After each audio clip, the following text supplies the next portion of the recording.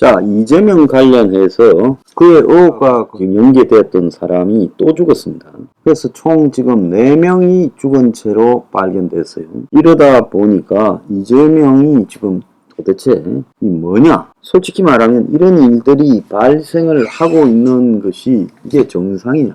한국의 정치인 중에서 이렇게 4명까지 죽는 일들이 있었는가? 그래서 이재명이 법적인 문제를 떠나서 이런 문제들을 초래하고 있는 그 자체만으로도 저는 정치를 그만해야 된다. 이런 생각을 합니다.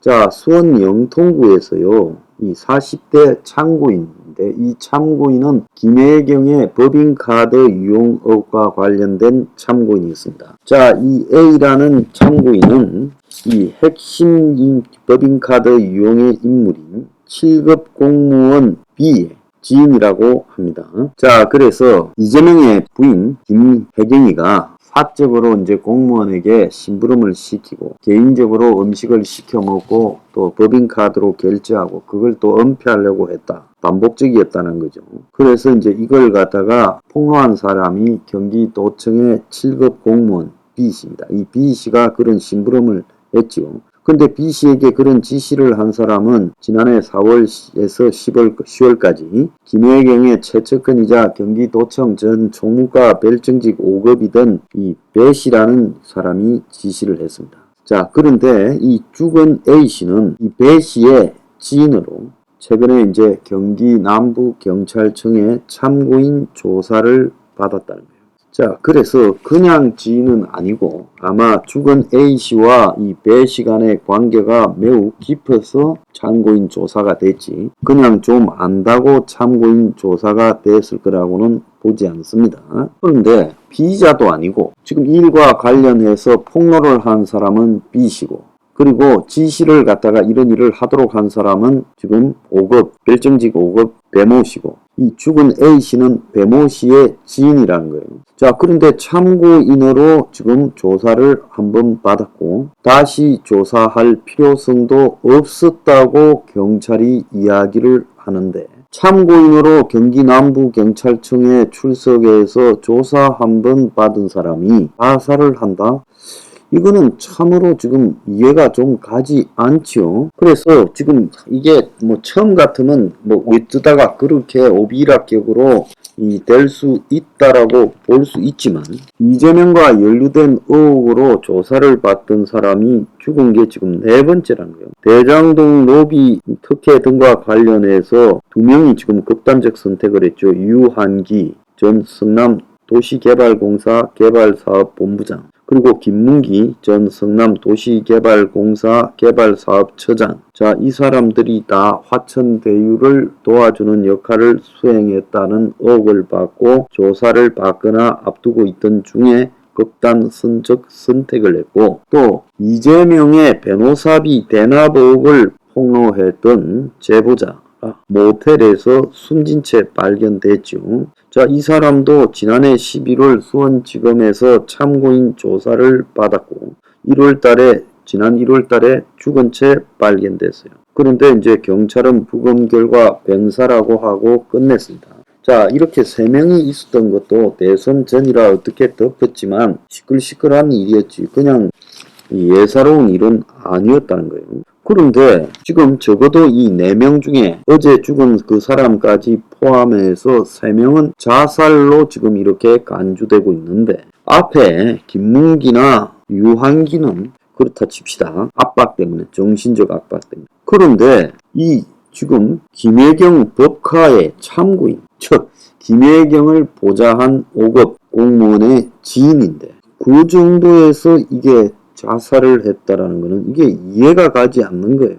그래서 심지어 핵심 인물인 배모 씨에 대해서도 경찰이 소환 조사도 하지 않았다는 거예요. 그래서 법인카드 의혹 수사가 8월 중순쯤 마무리될 거라는데 아직 배 씨도 지금 경찰이 부르지 않았고 4월 달에 경기도청 총무과와 배 씨 자택을 압수수색했고 5월 중순에 경기도의 그 법인카드가 사용되었던 식당 129곳을 압수수색해서 배 씨가 이제 마지막으로 경찰에 이제 조사 후에 불을 불러서 사법처리 쪽으로 갈 가능성이 높은 상황에서 이 사람이 죽은 채 발견됐어요. 그 사람은 지금 유서도 없었고 지인이 최근에 A씨가 연락되지 않아 이상하게 생각해 119를 연락을 했고 그러다가 출동한 소방대원들이 집을 강제 개방하니까 집안에 숨져 있었어요. 좌파들은 이런 게 참 많아요. 윤미향이 관련해서도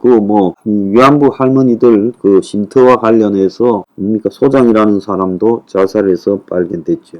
그래서 집을 뜯어서 가보니까 죽은 채 있더라. 참 이상한 일이라고 보고 있습니다. 그래서 이 사람은 배 씨의 혐의를 입증시키기 위해서 불려갔던 것이고 피의자로 이 사람을 전환해서 사법 처리될 가능성이 경찰은 전혀 없었고 수많은 참고인 중에 하나뿐이었고 한 번 조사 후에 다시 부를 가능성도 없었다는 겁니다. 그런데 이렇게 죽었다? 참 놀랍다라는 거 저는 보고 있고요. 이게 도대체 우연의 일치라면 너무 우연의 일치가 참 엄청난 확률로 나타나는 거 아니겠습니까? 그래서 법인카드를 사용하는 부분에 있었던 공무원의 지인이고 중소기업을 운영했다고도 알려집니다. 그런데 지난번에 또 이낙연 관련해서도 또 그의 전 보좌관이 조사받다가 대표실의 부실장인 사람이 자살을 또 했죠. 조국의 가족 펀드 운영과 관련된 수사 참고인 중에서도 자살을 했고 우리 지금 사회에 이런 권력 핵심과 관련되어서 조사를 하다 보면 거기에 연관된 핵심 고리들이 항상 죽어버립니다. 자살로.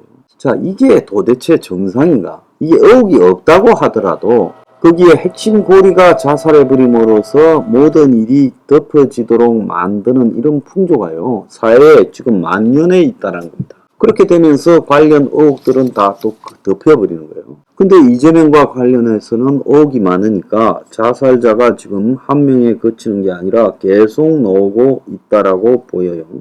이것뿐만 아니라 검찰이 이재명 변호사비 대납과 관련된 쌍방울 그룹을 맡은 수사팀에 대해 감찰에 돌입을 했다고도 지금 알려지고 있어요. 해당 수사팀이 무더기 압수수색에 나서는 등 지금 강제 수사에 본격 시동을 거는 상황에서 악재가 터졌다고 지금 이야기가 나오고 있습니다. 수원지검 형사 1부는 최근 형사 6부 수사관 등에 대해 휴대전화기, 검찰 계정 등에 대해 조사에 착수했는데 형사 1부는 지검 내에 감찰을 담당하는 부서예요. 그래서 수원지검 형사 6부가 이재명의 변호사비 대납 의혹과 연루된 이 쌍방울이라는 이 회사에 대해서 사옥 압수수색을 했는데 수사 과정에서 수사 기밀이 유출됐다라고 보고 감찰에 나섰다는 거예요. 그리고 또 이 형사 6부 소속 수사관 한 명이 최근에 이 비수사부서로 갑자기 이 발령이 났다는 거예요. 그래서 수원지검 관계자는 이런 일에 대해서 공개하기는 어렵다면서도 검찰이 지금 수사팀 감찰 그리고 수사관 이 비수사부서 발령 등에 있어서 수사 과정에서 비사실이 포착되어 수사에 배제하고 자리를 옮기게 했다. 그래서 이재명에 대한 이 강제 수사에서 지금 불미스러운 상황이 수사팀 내에서 발생했다는 겁니다. 수원지검 형사 6부는 2020년에서 2021년 사이에 쌍방울이 전환사채를 발행하고 재매각하는 과정에서 수십억의 수상한 거래 성격을 규명하기 위해 압수수색을 했죠. 이재명의 변호사비 대납 관련해서 변호사가 기존의 통상적 수입용과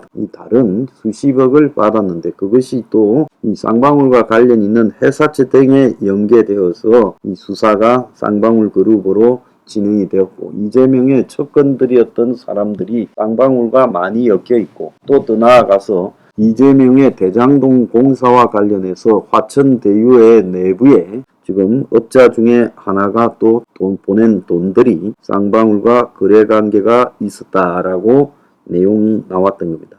그러니까 지금 윤석열 정권이 이재명에 대해서 수사를 하고 있는 부분에서 지금 수원지검 일부가 육부를 갖다가 감찰한 것은 이건 제대로 이 수사가 진행되지 않고 여러 가지로 불미스러운 상황이 이 외부로 유출되었다라고 보기 때문에 이런 것을 지금 조사하고 있지 않겠습니까? 수원지검 공공수사부도 이태영 변호사 사무실을 압수수색을 하고 수사를 하고 있어요.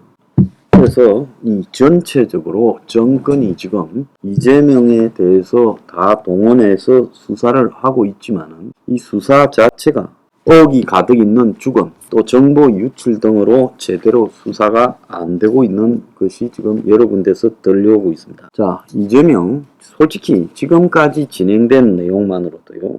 정치 그만해야지. 당대표 지금 이 따놓은 당상이라고 웃기고 있는데 이재명은 이 대가를 제가 볼 때 치르게 될 거다 이런 생각을 합니다.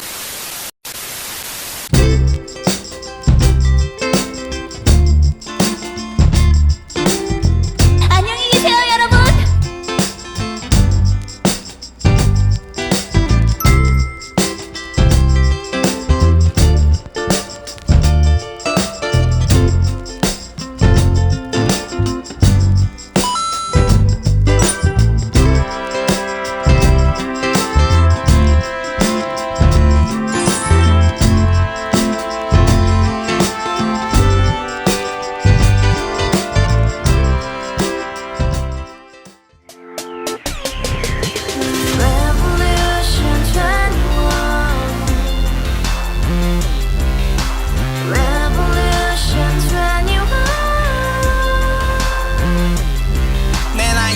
월세 30 코인빚만 300 서울에 온 지 벌써 10년 아둥바둥 버텼지만 여전히 난 반지 하에 제왕 곰팡이 연문제약 내비랭 깡통망통 완전히 폭망 고시원 창문만큼 작아진 내 꿈 연애 결혼 내 집 모든 게 헛꿈 1년 전 떠난 여친 울며 말했지 같이 살자 평생 가본 게 꼭꼭꼭하지